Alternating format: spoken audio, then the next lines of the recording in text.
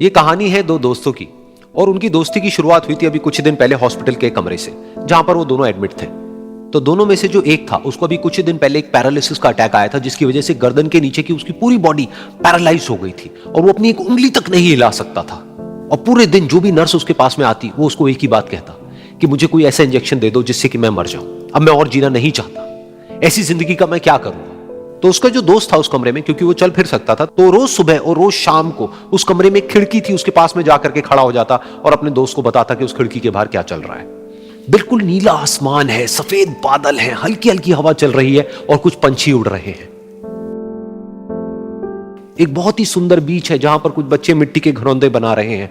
कुछ लोग हैं जो वहां पर बैठे हुए बस समुद्र की लहरों को देख रहे हैं। कुछ लोग जॉगिंग कर रहे हैं, कोई एक्सरसाइज कर रहा है, कोई पतंग उड़ा रहा है। वहां पर एक आइसक्रीम की स्टॉल है जहां पर कुछ लोग आकर के आइसक्रीम खा रहे हैं। और सनसेट के टाइम पे जो पानी है वो पूरा गोल्डन हो जाता है और चमकने लगता है। तो शुरू में तो जब उसने वो सब बताना शुरू किया तो उसके दोस्त के ऊपर ज्यादा असर नहीं हुआ, लेकिन धीरे धीरे उसके अंदर जीने की चाह जागने लगी। अब वो सुबह का इंतजार करने लगा कि जल्दी से सुबह हो और मेरा दोस्त मुझे बताए कि आज यहां पर क्या हो रहा है। कुछ दिन तक ऐसे ही चलता रहा। फिर एक दिन जब वो सुबह उठा तो उसने देखा कि सामने वाला बेड खाली है। फिर उसने नर्स को बुलाया और उससे पूछा कि क्या वो डिस्चार्ज हो गया है। तो नर्स ने कहा कि आपको तो उन्होंने बताया होगा, उनके पास कुछ ही दिन बाकी थे और कल रात को ही उनकी डेथ हो गई है। ये सुन करके उसके अंदर की उम्मीद पूरी तरह से टूट गई, क्योंकि सिर्फ उसका दोस्त ही था जिसने उसको बाहर की दुनिया से जोड़ा हुआ था, जिसकी वजह से वो जान पाता था कि बाहर क्या हो रहा है और ये दुनिया कितनी खूबसूरत है। तो कुछ दिन तक तो वो रोता रहा और उसने जीने की चाह छोड़ दी। लेकिन दूसरी ही तरफ से उसके अंदर कहीं ना कहीं एक नई चाह पैदा हुई कि काश मरने से पहले एक बार मैं खुद अपनी आंखों से देखूं इस खिड़की के बाहर कि दुनिया कैसी है। जैसे जैसे उसकी ये चाह बढ़ने लगी, उसको अपने अंदर एक अजीब सी एनर्जी महसूस होने लगी। और फिर एक दिन उसने अपनी पूरी ताकत लगा दी और किसी तरीके से वो बेड से नीचे गिरा और पकड़ पकड़ करके किसी तरह से उस खिड़की तक पहुंचा। फिर उस खिड़की को पकड़ करके वो खड़ा हुआ और खिड़की के बाहर देख लिया।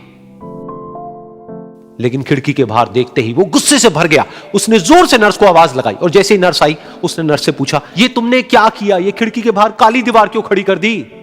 तो नर्स को समझ नहीं आया वो क्या बोल रहा है और वो बोली कि मुझे 5 साल हो गए हैं यहां पर, जब से मैं आई हूं तब से तो ये काली दीवार यहां पर है। तब जाकर के उसको समझ आया कि उसका वो दोस्त उससे झूठ बोल रहा था। और उसने नर्स से पूछा, अगर ये काली दीवार पिछले 5 साल से यहां पर है तो मेरे दोस्त ने मुझसे झूठ क्यों कहा। तो नर्स थोड़ा सा मुस्कुराई और बोली कि मैं ये तो नहीं जानती कि उन्होंने आपसे झूठ क्यों कहा, लेकिन मैं इतना जरूर जानती हूं कि जो भी कुछ उन्होंने आपसे कहा उसी वजह से आप अभी अपने पैरों पर खड़े हैं।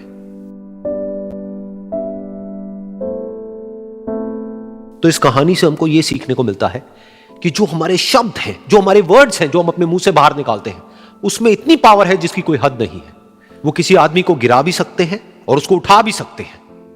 तो अब आपके ऊपर है कि आप अपनी इस पावर को यूज करते हो या मिस यूज करते हो।